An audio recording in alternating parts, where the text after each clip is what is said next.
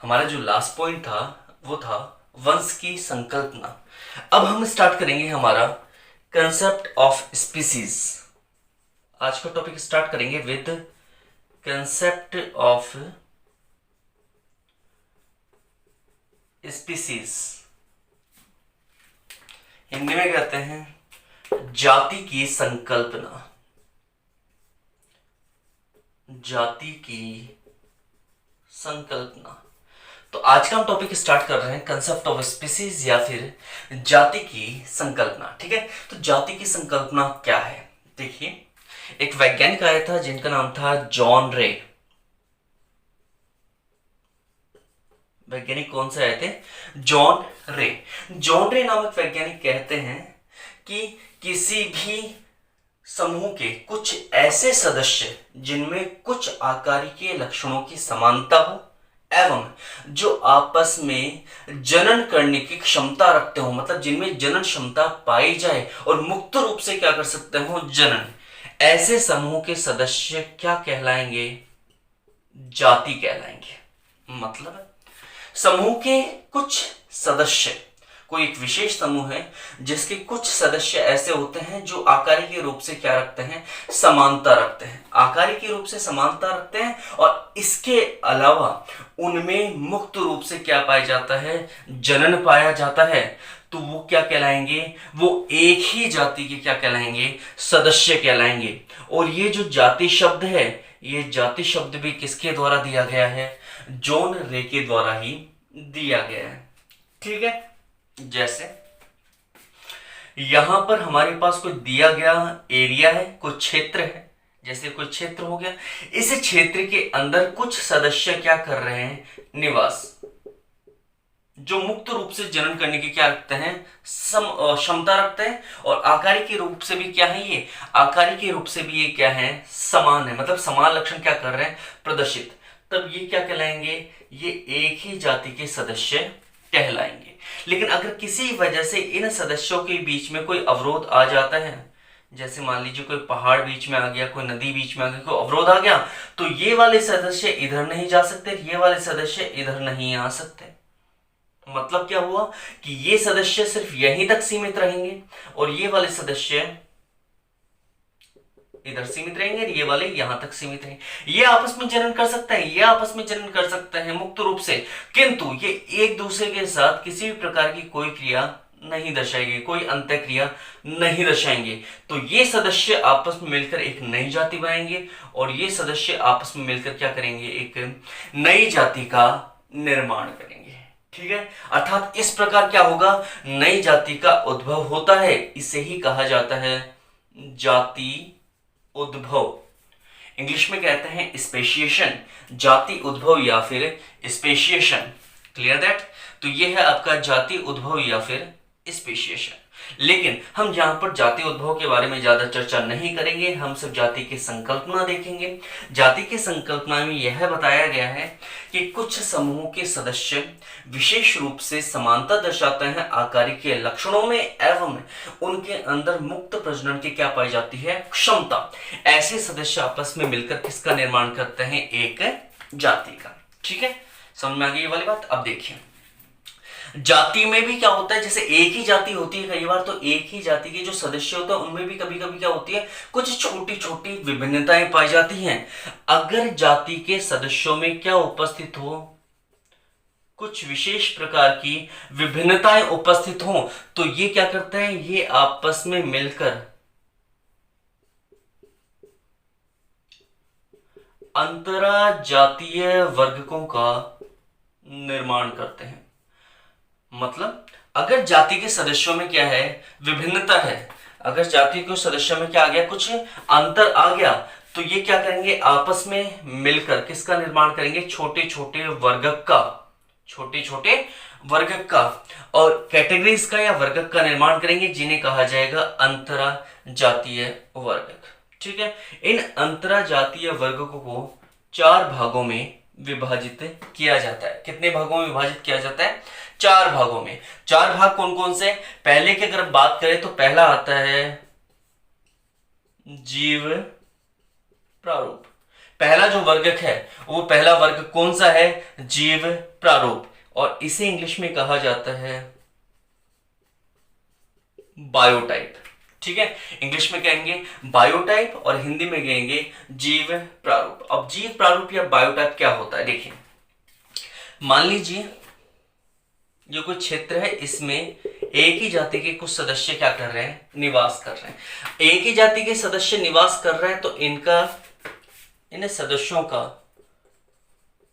वातावरण कैसा होगा? समान होगा। मतलब एक ही जगह निवास कर रहे हैं तो वातावरण तो क्या होगा? समान होगा। लेकिन समान वातावरण के बाद भी अगर इनके लक्षणों में क्या आ जाए? अंतर आ जाए। लेकिन अंतर कैसा हो? सूक्ष्म हो, बहुत छोटे स्तर पर हो, तो इस प्रकार से निर्मित होने वाले वर्गक क्या कहलाएंगे? जीव प्रारूप। ठीक है, जीव प्रारूप किसे कहेंगे? कि एक ही जाति के कुछ ऐसे सदस्य जो समान वातावरण में रहने के बाद भी अपने अंदर कुछ छोटे अंतर वाले लक्षणों का विकास कर लेते हैं, तो एक ही जाति के ऐसे सदस्यों को या ऐसे वर्गकों को जीव प्रारूप कहा जाएगा या फिर बायोटाइप कहा जाएगा। वातावरण समान होगा, एक ही जगह रहेंगे, लेकिन क्या कर लेंगे? अपने अंदर सूक्ष्म अंतर वाले लक्षणों का क्या करेंगे? विकास करेंगे। ठीक है, तो ये हो गया आपका पहला प्रारूप जिसे जीव प्रारूप कहा जाएगा। दूसरा आ जाएगा परिप्रारूप। प्रारूप है ये, प्रारूप नहीं है, सॉरी, परिप्रारूप या फिर इसे परिप्रारूप भी कहा जाता है। इंग्लिश में इसे कहते हैं इको टाइप। ठीक है, अब इको टाइप या परिप्रारूप क्या होता है? देखिए, इसमें क्या होगा? इसमें जो सदस्य होंगे एक ही जाति के, वो रहेंगे अलग अलग वातावरण में। मतलब वातावरण कैसा होगा? भिन्न भिन्न होगा। अब अगर हम जानते हैं भाई वातावरण ही अगर भिन्न भिन्न होगा तो उस जाति के सदस्यों में लक्षणों में भी क्या पाया जाएगा? अंतर पाया जाएगा, मतलब विभिन्नता पाई जाएगी। और ये अंतर जो होंगे वो उस सदस्य को या उस सदस्यों के समूह को मूल जाति से क्या कर देंगे? अलग कर देंगे। मतलब क्या है? देखो, एक ही जाति के दो सदस्य हैं, अलग अलग जगह रह रहे हैं। एक मनुष्य है, जैसे एक पादप पे मान लीजिए कोई भी एक पादप उगता है यहाँ राजस्थान में, एक पादप उगता है, वही पादप उगता है केरल में। तो हो सकता है उसकी ऊंचाई में कोई फर्क हो जाए, लंबाई में कोई फर्क हो जाए, मोटाई में कोई फर्क हो जाए, तो वातावरण भिन्न भिन्न हो गए। अब वातावरण भिन्न भिन्न है, कंफर्म है, तो लक्षणों में भी अंतर आएगा। लक्षणों में अंतर आएगा तो मूल जाति जो थी, मतलब जो पहले वो दिखते थे, उनमें भी कुछ अलग हो जाएगा ना। मतलब किसी एक प्रकार से क्या होगा? सदस्यों में विभिन्नता देखने को मिलेगी। इस प्रकार जब एक ही जाति के सदस्यों में विभिन्नता देखने को मिलती है तो इस प्रकार निर्मित वर्गक को कहा जाता है परिप्रारूप या फिर पारिप्रारूप वर्गक। ठीक है, यह जो पारिप्रारूप शब्द है यह सबसे पहले किस वैज्ञानिक द्वारा दिया गया है? टुरेंस नामक वैज्ञानिक द्वारा। टुरेंस नामक वैज्ञानिक ने किसका प्रयोग किया है? पारिप्रारूप वर्गक का प्रयोग किया है। ठीक है, नेक्स्ट थर्ड होगा। थर्ड जो वर्गक आएगा, ये सेकंड है, थर्ड जो वर्गक आएगा दैट इज अनुकूलक। हमारे पास जो थर्ड आएगा वो थर्ड कौन सा आएगा? अनुकूलक। इंग्लिश में कहते हैं इकोफिन। क्या कहा जाएगा इसे? इकोफिन। इकोफिन क्या होता है? देखिए, कुछ पादप होते हैं जो अगर कहीं उगाए जाएं तो उस परिस्थिति के अनुसार क्या हो जाते हैं? अनुकूलित। मतलब एक ही जाति के हमारे पास क्या है? दो सदस्य हैं, लेकिन अगर उन्हें अलग अलग परिस्थिति में उगाया जाएगा तो उस परिस्थिति के अनुसार वो क्या हो जाएंगे? अनुकूलित हो जाएंगे। अनुकूलित होने के बाद वो उस परिस्थिति के अनुसार अपने अंदर लक्षणों का क्या करेंगे? निर्माण करेंगे। जब परिस्थिति के अनुसार वो अपने लक्षणों में कुछ परिवर्तन करेंगे तो शेष जो सदस्य होंगे उनके साथ कुछ विभिन्नता दर्शाएंगे। तो ये जो अलग से वर्गक बन गए शेष सदस्यों की तुलना में, ऐसे वर्गकों को क्या कहा जाएगा?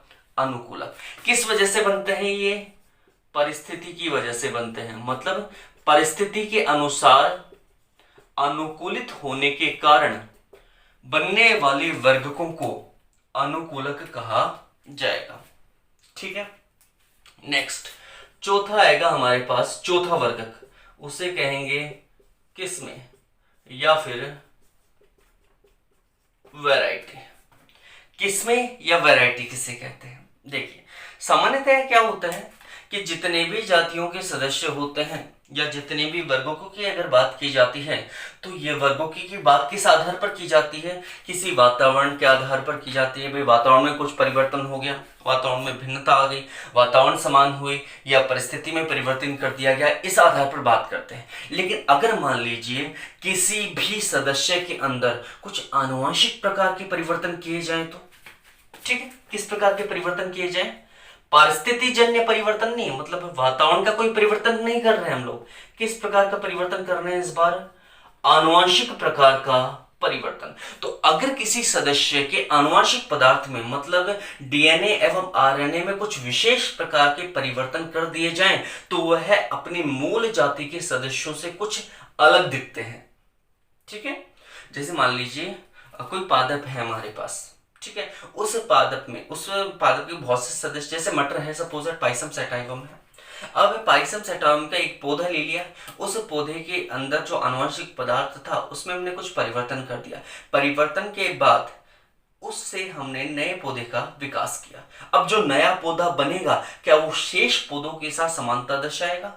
हो सकता है आकारिकीय रूप से समानता दर्शा दे, लेकिन आनुवंशिक रूप, क्योंकि हमने उसके आनुवंशिक पदार्थ में परिवर्तन किया है, तो आनुवंशिक पदार्थ से क्या होगा? वो शेष पादपों की तुलना में या तो श्रेष्ठ होगा, अच्छा होगा, अगर अच्छा परिवर्तन किया है तो, नहीं तो वो क्या होगा? खराब होगा। तो परिवर्तन किस आधार पर हुआ? आनुवंशिक संगठन के आधार पर। तो इस प्रकार एक ही जाति के सदस्यों में जब आनुवंशिक रूप से क्या उपस्थित हो, विभिन्नता उपस्थित हो, तो ऐसे वर्ग क्या कहलाते हैं? किस्में कहलाते हैं, वैरायटीज कहलाती है। जैसे आपको पता है गेहूं की किस्में, जौ की किस्में, बाजरा की किस्में, सारी की सारी क्या है? किस्में हैं। किसमें परिवर्तन किया गया? इनमें आनुवंशिक संगठन में परिवर्तन किया गया है। बात समझ में आ गई? कोई यहां तक डाउट है आप लोगों को?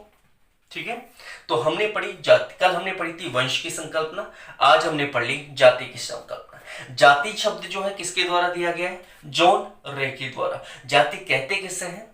ठीक है, जाति उन्हें कहा जाता है कि कुछ समूह के कुछ ऐसे सदस्य जिनमें आकारिकीय समानता हो। कैसे समानता हो? आकारिकीय मतलब बाहरी रूप से क्या हो? समानता हो, एवं उनमें अंतः प्रजनन की क्षमता हो, या फिर मुक्त रूप से वो क्या कर सकता हो? प्रजनन मतलब जनन कर सकते हो। तो वे सदस्य मिलकर किसका निर्माण करेंगे? एक ही जाति का। ठीक है, कभी कभी परिस्थिति वश जातियों में क्या उत्पन्न हो जाती है? विभिन्नता उत्पन्न हो जाती है। एक ही जाति के सदस्यों में भी क्या पाया जाता है? अंतर पाया जाता है। जैसे कोई मनुष्य के रेफरेंस में अगर समझने के लिए बात की जाए तो कोई गोरा है, कोई काला है, कोई लंबा है, कोई बोना है, ये सारे क्या है तो मनुष्य ही, लेकिन क्या है इनमें कुछ न कुछ विभिन्नता है ना। तो इनमें क्या होता है? एक ही जाति के सदस्यों में क्या आ जाती है? विभिन्नता। अब जब पादपों की एक ही जाति के सदस्यों में विभिन्नता आती है तो नए वर्गों का निर्माण होता है। चूंकि ये वर्ग एक ही जाति से संबंधित है, अतः इन्हें अंतरजातीय वर्ग कहा जाता है। अंतरजातीय वर्गों को 4 भागों में बांटा गया है: जीव प्रारूप, पारिप्रारूप, अनुकूलक और किस्में। ठीक है, किस्में, अनुकूलक, पारिप्रारूप और जीव प्रारूप। ठीक है, जीव प्रारूप जो होगा वातावरण समान होगा, किंतु जो लक्षण आएंगे उनमें क्या होगा? सूक्ष्म अंतर होगा। पारिप्रारूप जो होगा उसमें वातावरण भिन्न भिन्न होगा, लक्षणों में भी अंतर होगा, जो उसे मूल जाति से क्या करेगा? अलग करेगा। अनुकूलक जो होंगे वो परिस्थिति के अनुसार अनुकूलित होने वाले होंगे, और जो किस्में होंगी वो आनुवंशिक रूप से भिन्न होंगी मूल जाति के सदस्यों से। ठीक है, तो ये यहां पर क्या है? जाति की संकल्पना, मतलब जाति की परिभाषा, विभिन्नता के कारण वर्गक बने, और कितने वर्गक बने? 4 प्रकार के वर्गक। ठीक है, आई होप कि आपको जाति की संकल्पना समझ में आ गई होगी।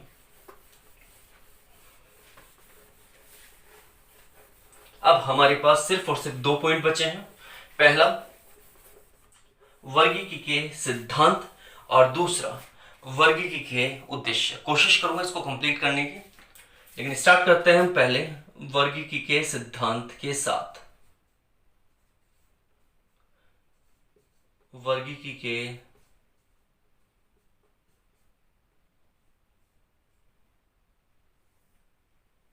सिद्धांत कि वर्गीकी के कौन कौन से सिद्धांत उपस्थित हैं।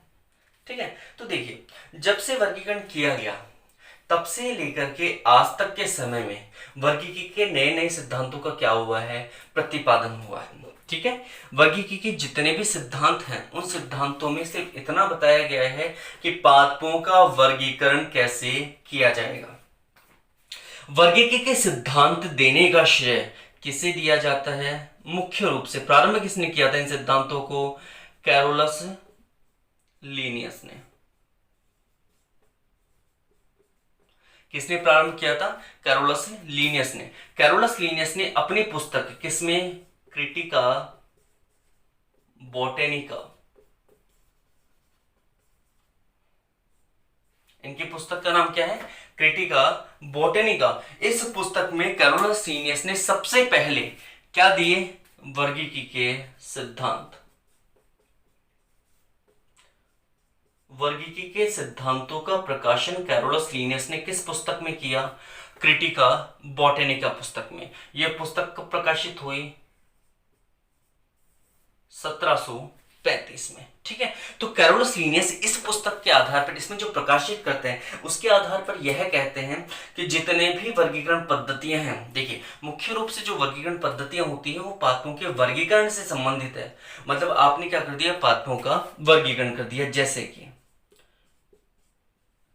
हमारे यहाँ वनस्पति विज्ञान में या फिर बॉटनी में 3 तरह की वर्गीकरण पद्धतियां चलती हैं।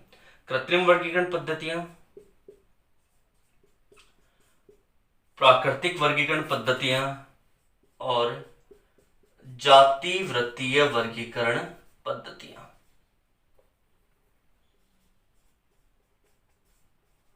तीन तरह की क्या चलती हैं? वर्गीकरण पद्धतियां। पहली कृत्रिम वर्गीकरण पद्धतियां, दूसरी प्राकृतिक वर्गीकरण पद्धतियां और तीसरी जाति वृत्तीय वर्गीकरण पद्धतियां। ठीक है।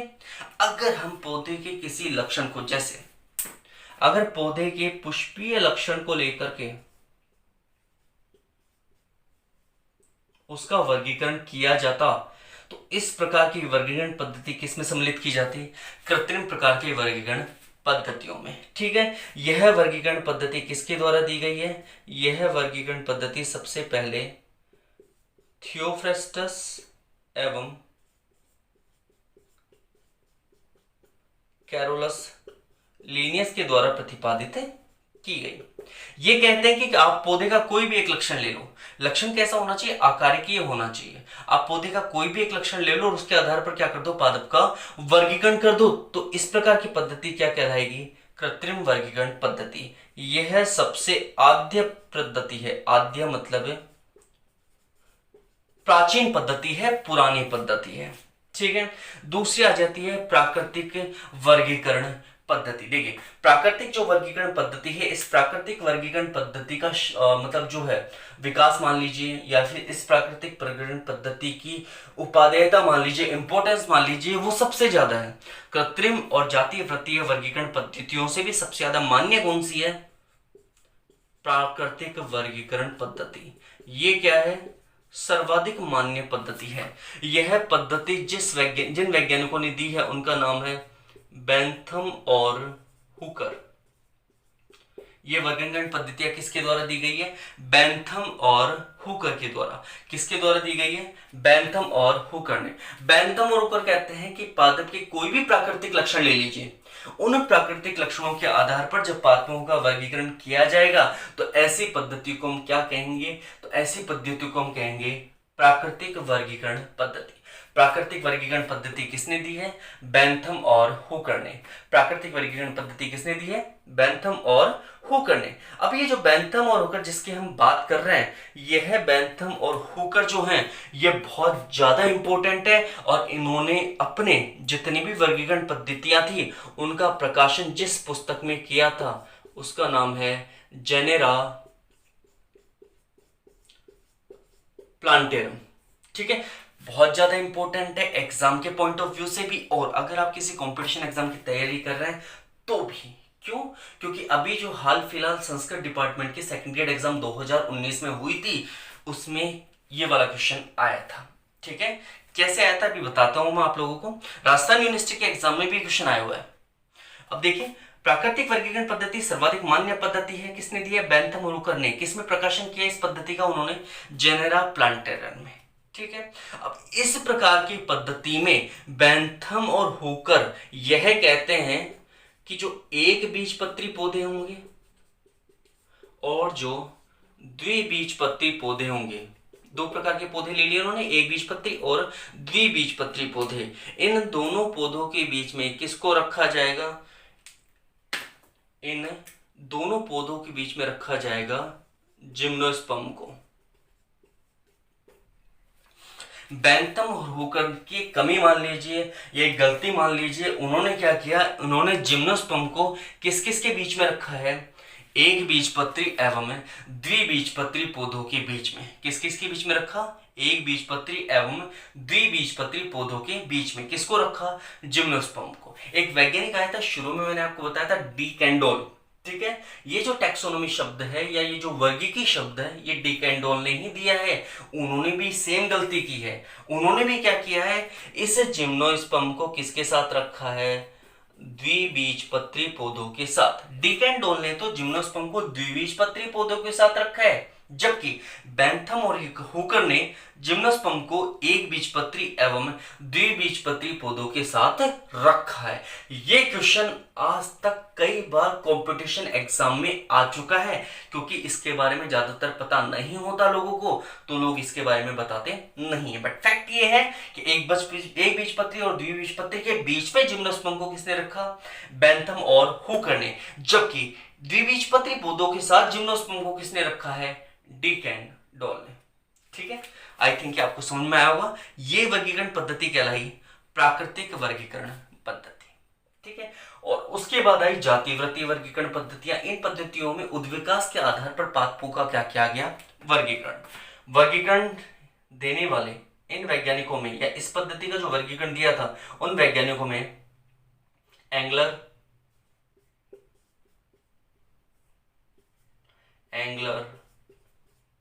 प्रेंटल, हचिंसन,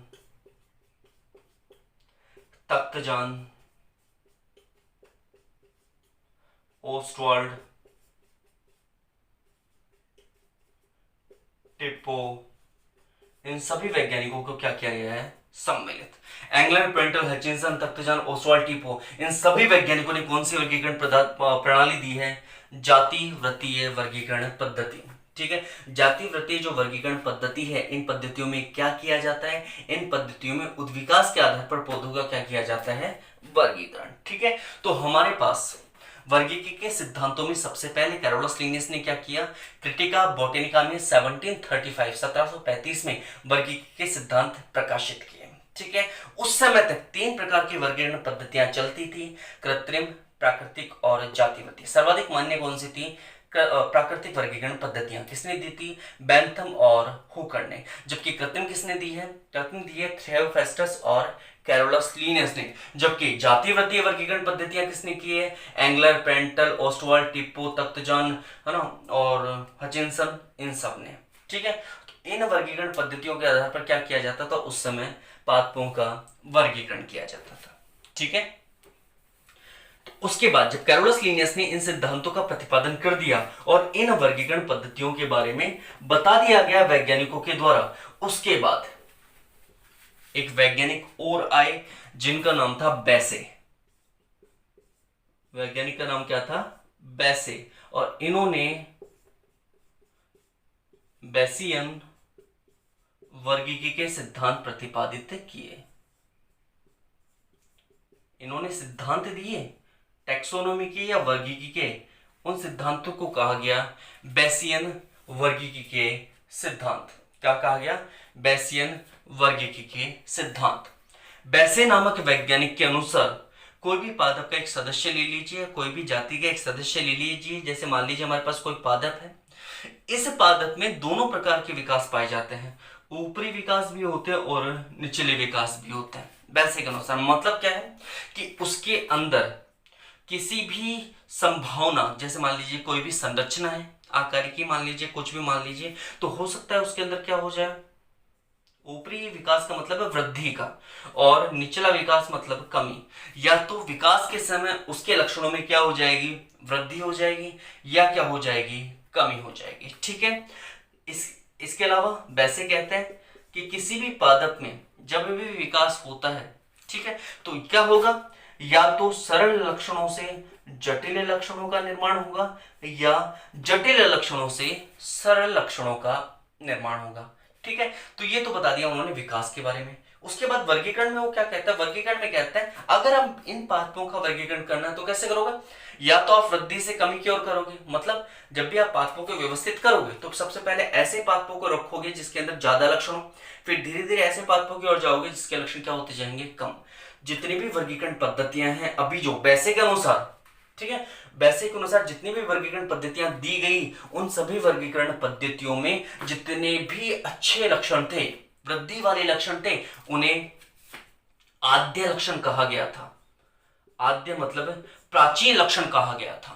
ठीक है, जबकि जितने भी कमी वाले लक्षण थे उन सभी को क्या कहा गया, प्रागत। मतलब जिसके पास अगर कोई चीज ज्यादा है ना, मतलब वो पुरानी है। और अगर आज कोई पौधा ऐसा है जिसके पास किसी चीज की कमी है, ठीक है, तो कैसा है, नए। जैसे एक बीजपत्री और द्विबीजपत्री की अगर बात की जाए तो एक बीजपत्री की तुलना में द्विबीजपत्री जो होते हैं वो ज्यादा एडवांस कैरेक्टर्स वाले होते हैं या ज्यादा उन्नत लक्षणों वाले होते हैं, ज्यादा वृद्धि वाले लक्षणों वाले होते हैं। तो हम ये कह सकते हैं भाई एक बीजपत्री के बाद द्विबीजपत्री आए तो द्विबीजपत्री कैसे हुए, नए हुए ना।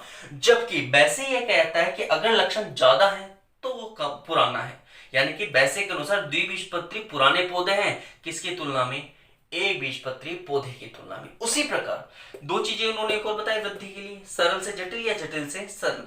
तो जटिल वाले को क्या मानते हैं, आद्य मतलब प्राचीन मानते हैं, जबकि सरल वाले को क्या मानते हैं, वो नवीन मानते हैं, यानी कि प्रागत मानते हैं। तो वैसे क्या कहते हैं, वैसे ये कहते हैं कि किसी भी पादप में, ठीक है, वृद्धि या तो ऊपर ऊपर की तरफ होगी या नीचे की तरफ होगी, या तो वृद्धि सरल से जटिल की ओर होगी या जटिल से सरल की ओर होगी। अगर वृद्धि ऊपर की तरफ हो रही है, मतलब लक्षणों में क्या हो रही है, वृद्धि हो रही है, तो वो पुराने पादपों से संबंधित होगी। और अगर लक्षणों में क्या हो रही है, कमी, तो नए पादपों का निर्माण होगा। अगर कोई पादप सरल संरचना रखता है तो नवीन होगा, अगर कोई पादप जटिल संरचना रखता है तो क्या होगा, वो प्राचीन होगा। ठीक है, तो ये सब बेसे जो है, बेसियन वर्गीकी जो है वो किसके आधार पर है, किस पर आधारित है, विकास के आधार पर, कि विकास ऊपर से नीचे की तरफ होता है या नीचे से ऊपर की तरफ होगा, या फिर सरल से जटिल की तरफ या जटिल से सरल की तरफ होगा। ठीक है, तो ये क्या दी गई है, बेसियन के द्वारा कुछ वर्गीकरण की क्या दी गई है, सिद्धांत दिए गए हैं। ठीक है, तो बेसे अपने सिद्धांतों में क्या कहता है, अब वो देखिए, ये तो समझने के लिए था।